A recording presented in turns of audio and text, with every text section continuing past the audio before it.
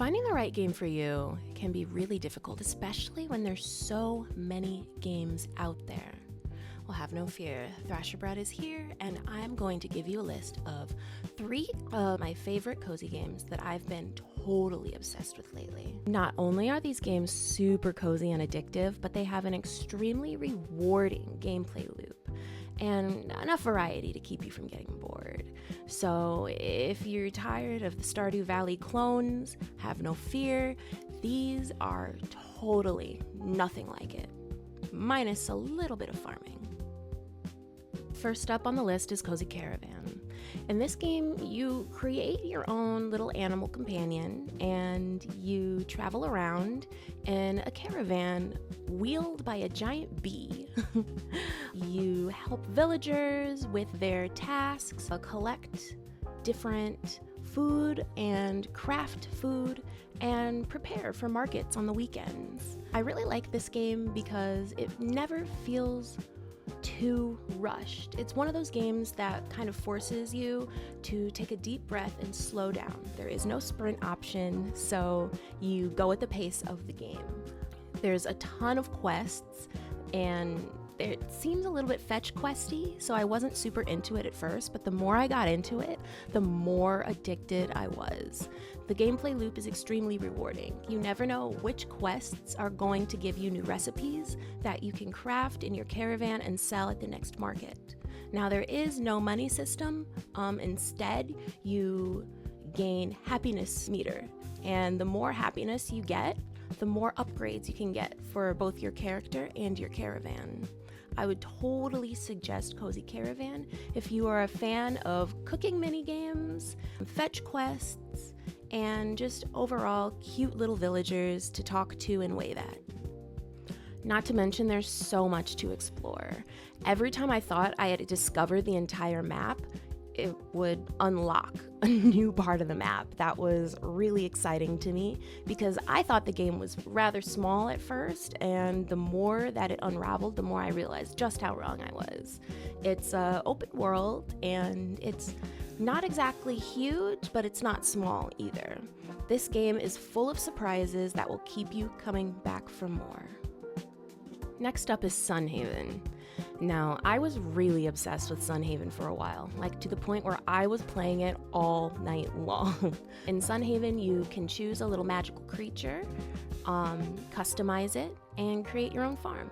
Now relax, I know I said there were no Stardew Valley clones, and this is totally not that.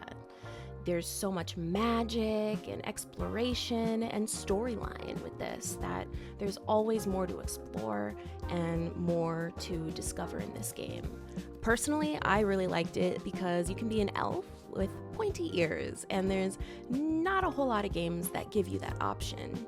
You get a series of magical fruits in different realms and series of different kinds of fish that are not necessarily real, which kind of adds to the magical properties of the game. There's also a bit of combat as you explore the wilds, which keeps the gameplay from getting stale. Me, personally, when I chose the elf, I didn't feel like the elf ears were long enough, so I went ahead and modded my Steam Deck to have longer elf ears, and there's so many Sunhaven mods to just casually get into. It's a really great way to get into modding if that's something that you're interested in. Something I found really interesting and unique about Sunhaven is that you actually get multiple farms. You get a new farm in each land that you explore, and each land has its own fish, its own things to grow, and its own creatures to tame, which I thought was really fun and exciting. There's even different scarecrows that you can collect that allow you to grow these different vegetables and different barns that you can have, so you can relocate these animals to different farms if you want to. So you don't have to have 3 or 4 different farms if you don't want to. You can have just 1 or 2. There's so many options and so many different ways to play. There's tons of villagers to speak to and romance. There's tons of quests to complete, and there's tons of realms to explore. Sunhaven is definitely a game that will keep you coming back for more if you're a big fan of magic and Stardew Valley at the same time. And my final game is Tales of Seikyu. Now, this game surprised me. I didn't think I was going to like it as much as I did. Basically, it's about a young pair of yokai sisters, or siblings, I should say, that end up on an island called Seikyu in search of their parents.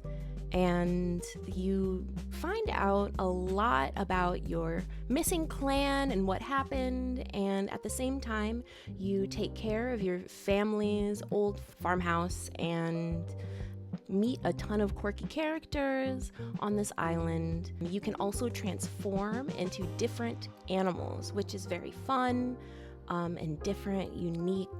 There's a bunch of different furniture to craft. You can fish, you can farm. There's even a little bit of combat to keep the gameplay from getting completely stale. Me personally, I ran out of, activity points or something like that. So there was a lot of the time that I couldn't participate in the combat, which is fine. You can totally skip the combat if you want to, but for the most part, it's there just to keep the gameplay fresh and new and fun. Now, I haven't gotten super far into Tales of Seikyu. I'm maybe about an hour to 2 hours in, but it's another game that I just can't stop thinking about, and I can't wait to play it again. So keep an eye out for more information about this one. And that's my list. Was there anything you liked, anything you disliked, anything I missed? Let me know in the comments, and I'll take a look.